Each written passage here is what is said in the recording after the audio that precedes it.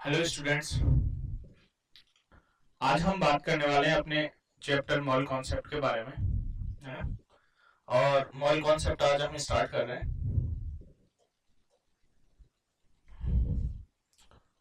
Second.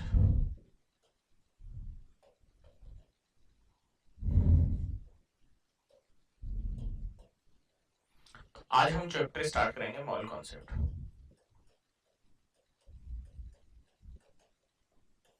ये हमारा chapter है।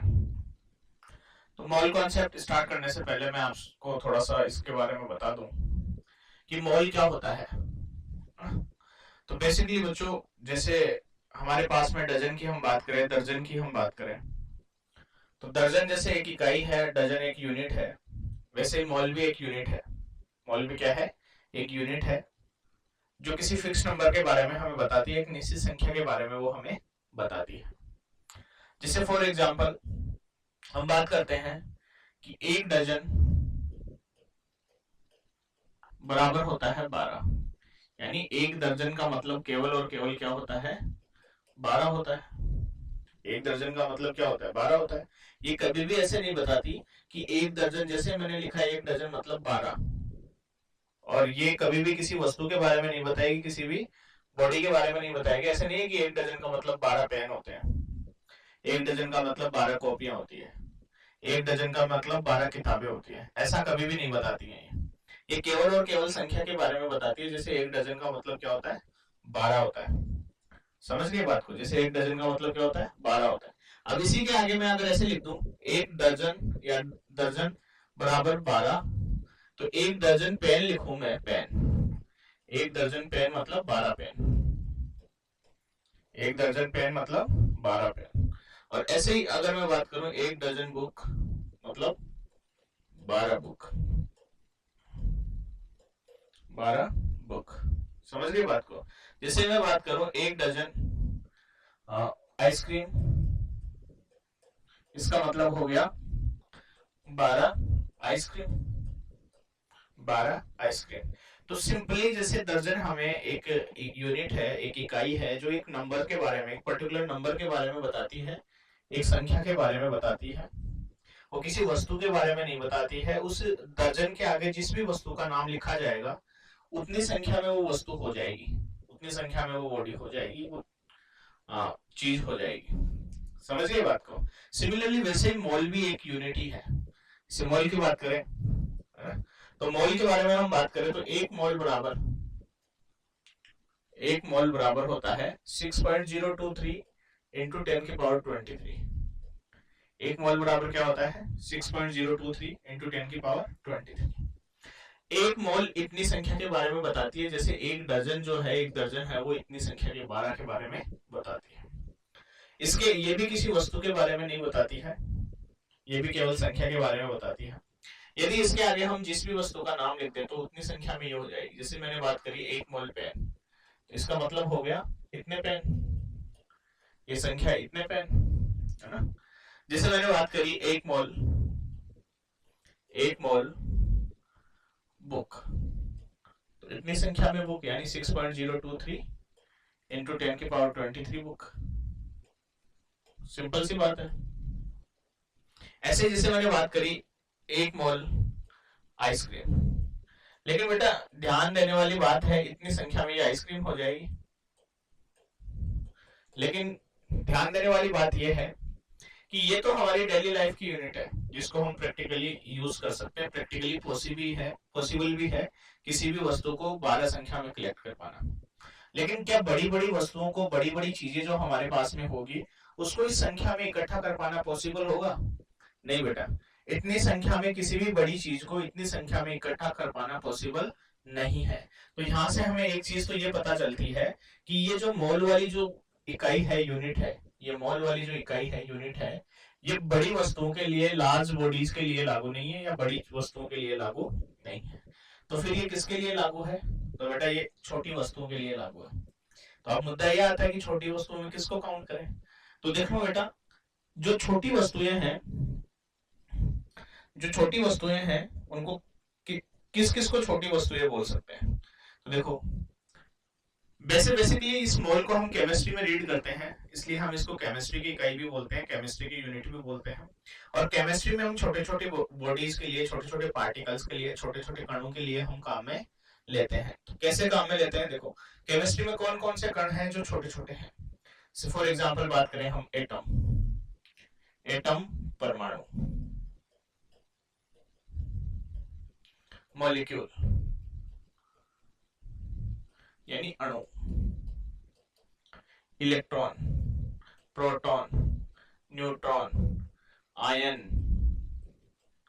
इत्यादि, ये जो सब है इनको हम बेसिकली छोटे कण बोलते हैं और केमिस्ट्री में हम इनके बारे में बात करते हैं। तो जो मोल इकाई हम पढ़ रहे हैं वो बेसिकली इनके लिए लागू होगी। तो हम ऐसे लिख सकते हैं कि एक मोल एटम, सॉरी, एक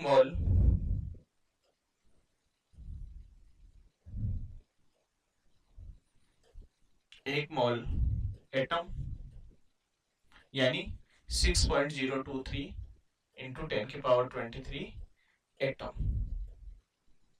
समझ गए बात को। तो जिस भी वस्तु की हम बात करेंगे, उसको जिस भी वस्तु के बारे में हम मोल की बात करेंगे, उतनी संख्या में वो वस्तु हो जाएगी। तो मैं इसको ऐसे भी लिख सकता हूं, एक मोल, जैसे अभी एटम लिखा है तो इसको हिंदी में लिख दें तो परमाणु, यानी 6.023 इंटू 10⁻23 परमाणु। ऐसे ही अगर मैं मॉलिक्यूल की बात करूं तो एक वन मोल मॉलिक्यूल, इसका मतलब हो गया 6.023 इंटू 10⁻23 मॉलिक्यूल। सिंपल बात यह है, ठीक है। तो अगर इसको हिंदी में बात करें तो हम लिख सकते हैं इसको वन मोल अणु बराबर 6.023 इंटू 10⁻23 अणु, ठीक है। तो मोटी मोटी बात यह है कि जो हम मोल की इकाई या यूनिट के बारे में जो डिस्कस कर रहे हैं, जैसे डजन एक नंबर्स के सेट को रिप्रेजेंट करता है जिसमें 12 होते हैं नंबर। मतलब किसी भी वस्तु को अगर एक डजन बोलेंगे तो वो वस्तु 12 संख्या में होगी, यानी ये जो 12 नंबर है वो एक डजन को रिप्रेजेंट करता है, या 12 का जो सेट है वो एक डजन को रिप्रेजेंट करता है। वैसे मोल भी इतने नंबर्स के सेट को क्या करेगा, एक मोल रिप्रेजेंट करेगा। समझ गए बात को, मोटी मोटी बात ये है। तो इस मोल के आगे जो भी वस्तु का नाम लगा देंगे, और बेसिकली ये atom, molecule, electron, proton, neutron, ion,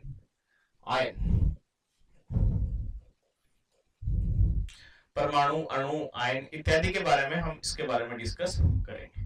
तो ये तो है इस चैप्टर का ओवरव्यू जिसमें हम मोल के बारे में डिस्कस करने वाले हैं। और मोल क्या होता है, बेसिकली एक यूनिट होती है जिसके बारे में हम डिस्कस करने वाले हैं। ठीक है बच्चों, तो आगे चलते हैं। सबसे पहले हम इस चैप्टर में एक चीज डिस्कस करेंगे कि जो मैटर है वो मैटर क्या होता है। हम बात करने वाले हैं मैटर की। मैटर यानी द्रव्य।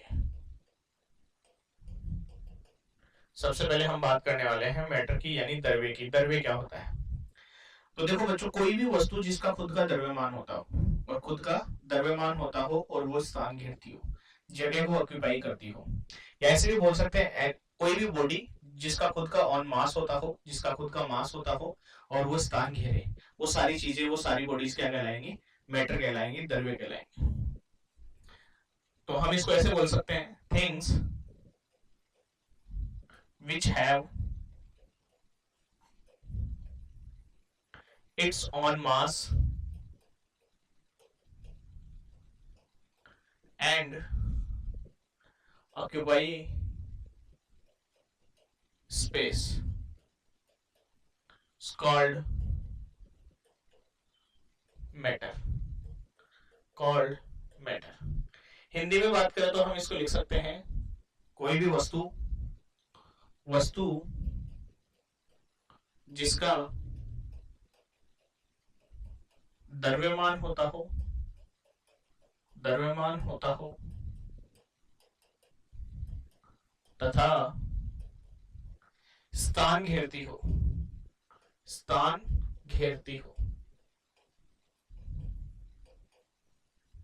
द्रव्य कहलाती है, द्रव्य कहलाती है।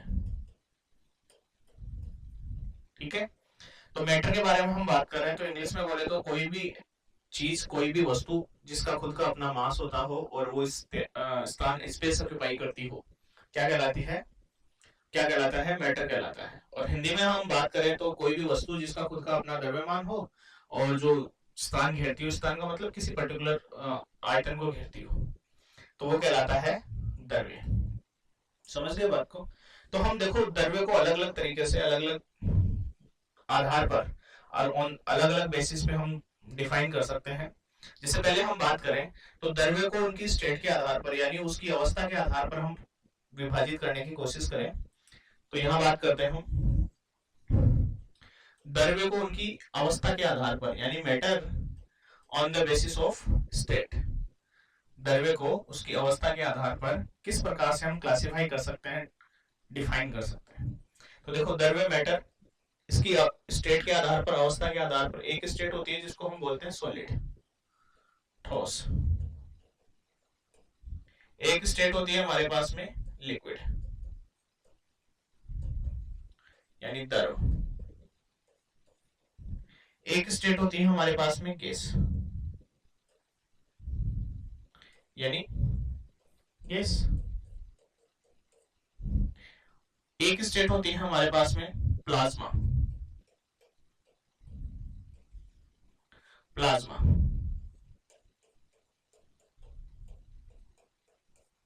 प्लाज्मा। एक स्टेट होती है हमारे पास में Bose Einstein condensate, condensate, Bose Einstein condensate. ये कोई भी मैटर है हमारे पास में, तो उस मैटर की ये 5 स्टेट्स पॉसिबल है। तो हमने क्या किया, मैटर और द्रव्य को उसकी स्टेट के आधार पर, उसकी अवस्था के आधार पर हमने क्लासिफाई किया है, विभाजित किया है। तो ये 5 अवस्थाएं हैं, ठोस, सॉलिड, लिक्विड, द्रव, gas, gas, plasma, Bose Einstein condensate. ये पांचवी, ये सेम ऐसे ही लिखी जाएगी, हिंदी में भी कोई घबराने वाली बात नहीं है। तो ये 5 स्टेट्स हैं जिनके बेसिस पे हम किसी भी मैटर, किसी भी द्रव्य को क्लासिफाई कर सकते हैं। समझ में आएगा। अब बात करते हैं हम आगे कि मैटर को उसकी कंपोजिशन, कंपोजिशन यानी संगठन के आधार पर किस प्रकार से विभाजित कर सकते हैं। तो देखो आगे बात करें हम,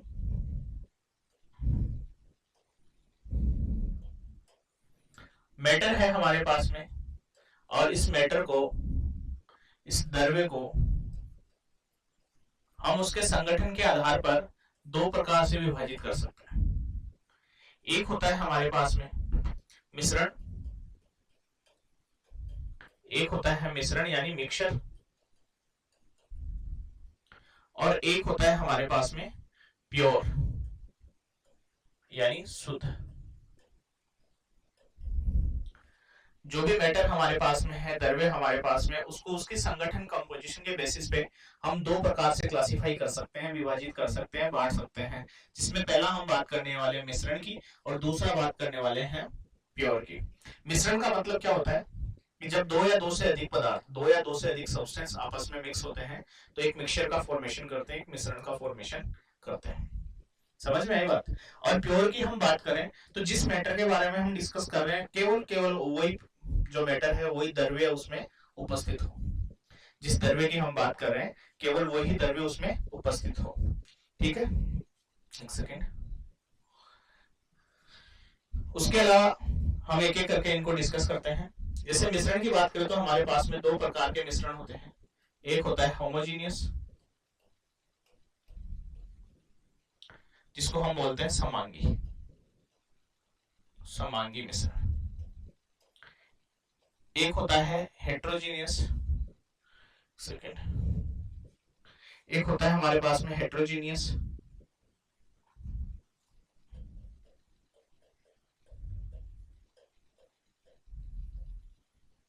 जिसको बोलते हैं हम विषमांगी।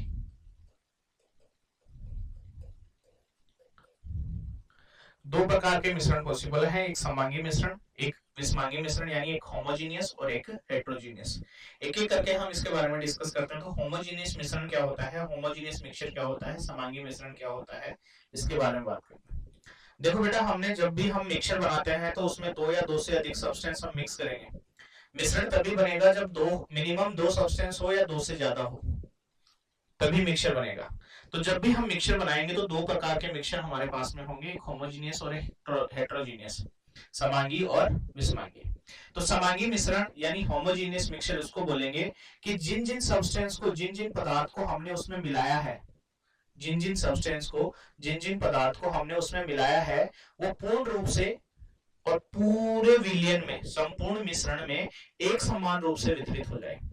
कैसे हो जाए, एक समान रूप से वितरित हो जाए, इस प्रकार का मिक्सचर कहलाता है होमोजीनियस मिक्सचर, समांगी मिश्रण, समांगी मिश्रण।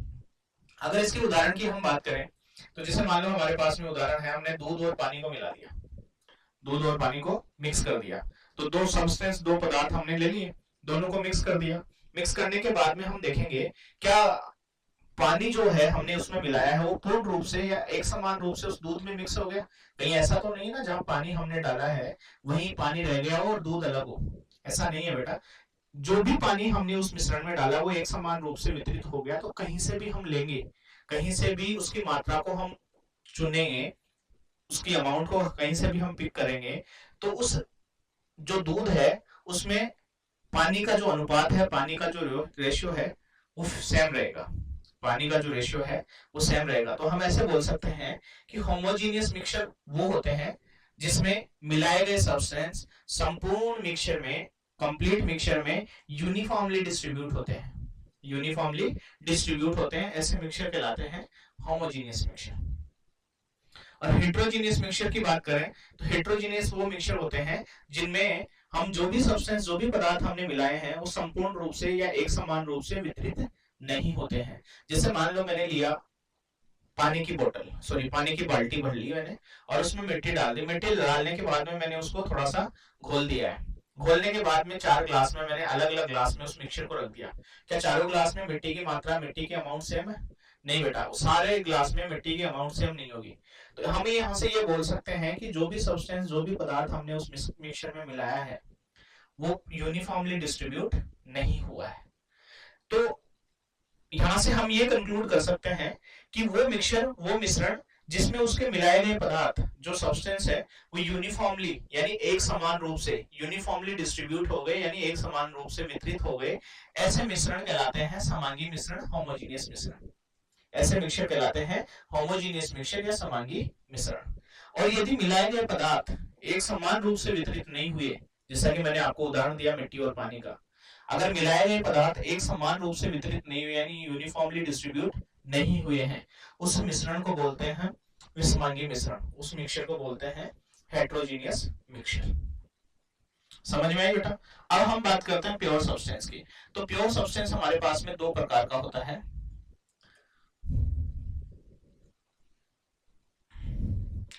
प्योर सब्सटेंस दो प्रकार का होता है। एक होता है हमारे पास में एलिमेंट,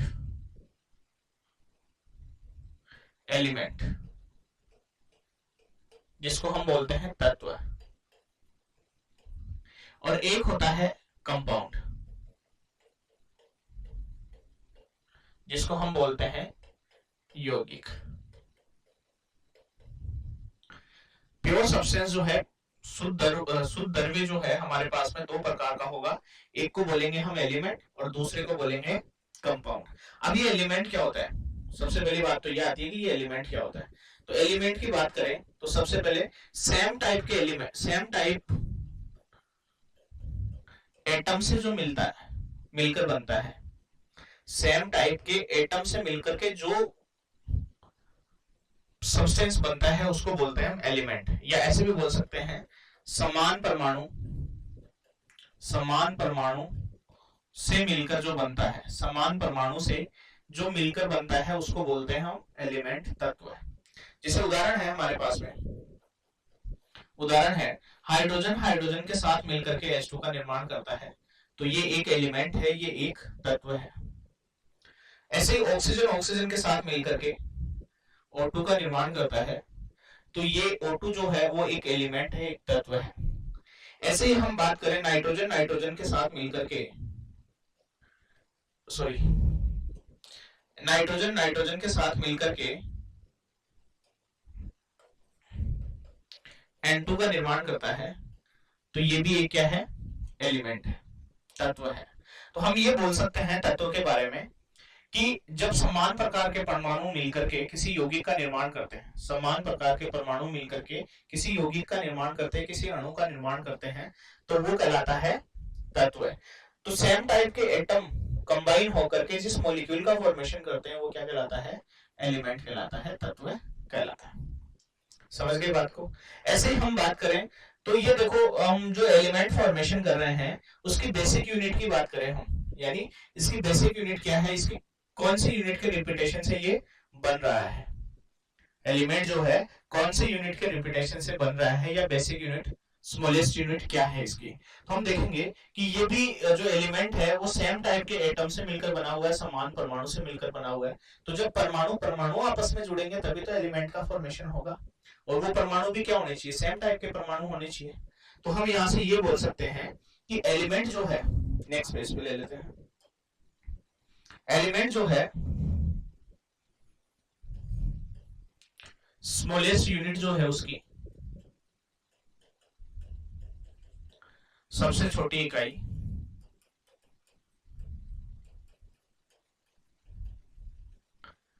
तत्व की सबसे छोटी इकाई जो है, स्मॉलेस्ट यूनिट है, वो है एटम, यानी परमाणु।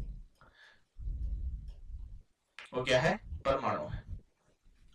समझ गए बात को। तो हम यहाँ से ये दो पॉइंट हमें ध्यान में रखने हैं। तत्व क्या होता है, तत्व वो होता है जो समान परमाणु से मिलकर बना हुआ है, और सबसे छोटी इकाई क्या है, इसकी परमाणु है। एलिमेंट क्या होता है, जो सेम टाइप के एटम से मिलकर बनता है, वो एलिमेंट कहलाता है, उसकी स्मॉलेस्ट यूनिट क्या है, एटम है। समझ गए बात को। आगे बात करते हैं जो हमारा दूसरा था, कंपाउंड। अब ये कंपाउंड क्या होता है इसके बारे में हम डिस्कस करते हैं। तो देखो, कंपाउंड के बारे में देखें तो मैं यहां लिख देता हूं यौगिक,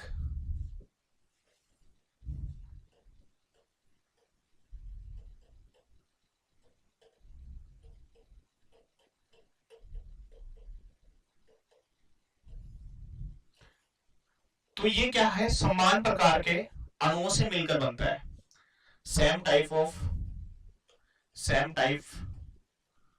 मॉलिक्यूल। सेम टाइप के मॉलिक्यूल जब कंबाइन होते हैं तो किसका फॉर्मेशन होता है, कंपाउंड का फॉर्मेशन होता है। सेम टाइप के मॉलिक्यूल जब कंबाइन होते हैं तो किसका फॉर्मेशन होता है, मॉलिक्यूल का फॉर्मेशन होता है। तो हम ये बोल सकते हैं समान अणु मिलकर किसका निर्माण करते हैं, यौगिक का निर्माण करते हैं। तो जिसे वहां पर हमने बात करी थी, समान प्रकार के परमाणु मिलकर के एलिमेंट, तत्व का निर्माण करते हैं, सेम टाइप के एटम मिलकर के। सिमिलरली यहाँ पर हम बात कर रहे हैं कि सेम टाइप के मॉलिक्यूल मिलकर के कंपाउंड का फॉर्मेशन कर रहे हैं, समान प्रकार के अणु मिलकर के किसका निर्माण कर रहे हैं, यौगिक का। तो इसकी भी कोई ना कोई स्मॉलेस्ट यूनिट तो होगी, सबसे छोटी इकाई तो होगी। तो अगर हम इसकी स्मॉलेस्ट यूनिट की बात करें, स्मॉलेस्ट यूनिट हो गई हमारे पास में इसकी मॉलिक्यूल। मॉलिक्यूल के रिपीटेशन से किसका फॉर्मेशन हो रहा है, कंपाउंड का, यौगिक का। तो सबसे छोटी इकाई हो गई हमारे पास में अणु। समझ गए बात को। तो देखो बेटा, हमने मैटर को डिस्क्राइब किया है, मैटर को जानने की कोशिश करी है, द्रव्य को जानने की कोशिश करी है। तो मैटर वो होता है जिसका खुद का ऑन मास होता हो और जो स्पेस ऑक्यूपाई करता हो, जो स्पेस ऑक्यूपाई करता हो, ठीक है। यानी द्रव्य वो चीज है जिसका खुद का द्रव्यमान होता है तथा स्थान घेरती है, वो क्या कहलाता है, द्रव्य कहलाता है। हमने द्रव्य को दो आधार पर विभाजित करने की, क्लासिफाई करने की कोशिश करी है, दो बेसिस पर। पहला था उसकी स्टेट के बेसिस पे, अवस्था के आधार पर।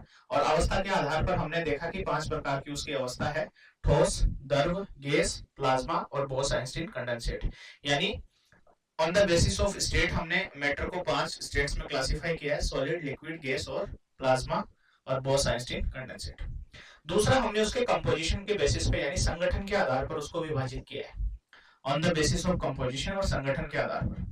तो उसमें हमने दो प्रकार के जो द्रव्य है वो देखे। एक है मिक्सचर, जिसको हम मिश्रण बोल रहे हैं। दूसरा है हमारे पास में शुद्ध पदार्थ, जिसको हम शुद्ध पदार्थ भी बोल सकते हैं, प्योर सब्सटेंस भी बोल सकते हैं। अब देखो, मिक्सचर भी दो प्रकार के हमने पढ़े, एक होमोजीनियस, हेट्रोजीनियस, समांगी और विषमांगी, उनके बारे में हमने अच्छे से पढ़ा है। और दूसरा हमने देखा है कि जो प्योर सब्सटेंस है वो दो प्रकार के, एलिमेंट और कंपाउंड, यानी तत्व और यौगिक। ये सब हमने देखा। तो मैं उम्मीद कर रहा हूं आपको ये अच्छे से समझ में आया होगा। जब आपको ये अच्छे से समझ में आया तो बेटा आप इस वीडियो को अच्छे से देखें, समझने की कोशिश करें। कोई भी दिक्कत रहती है तो हमारा जो कमेंट सेक्शन है उसमें आप अपना डाउट डाल सकते हो, उसका 100% समाधान होगा। और जो हमारा चैनल है, ये रूबीडियम चैनल है, इस रूबीडियम चैनल को आप सब्सक्राइब करें और अपने दोस्तों के साथ में शेयर भी करें। आज हम इतना ही बात करेंगे। अगर इसमें कोई टेक्निकल इश्यू नहीं रहा तो हम कंटिन्यू वीडियो की जो लेंथ है, टाइम ड्यूरेशन है, वो इंक्रीज कर देंगे। ठीक है बच्चा, थैंक यू, बाय।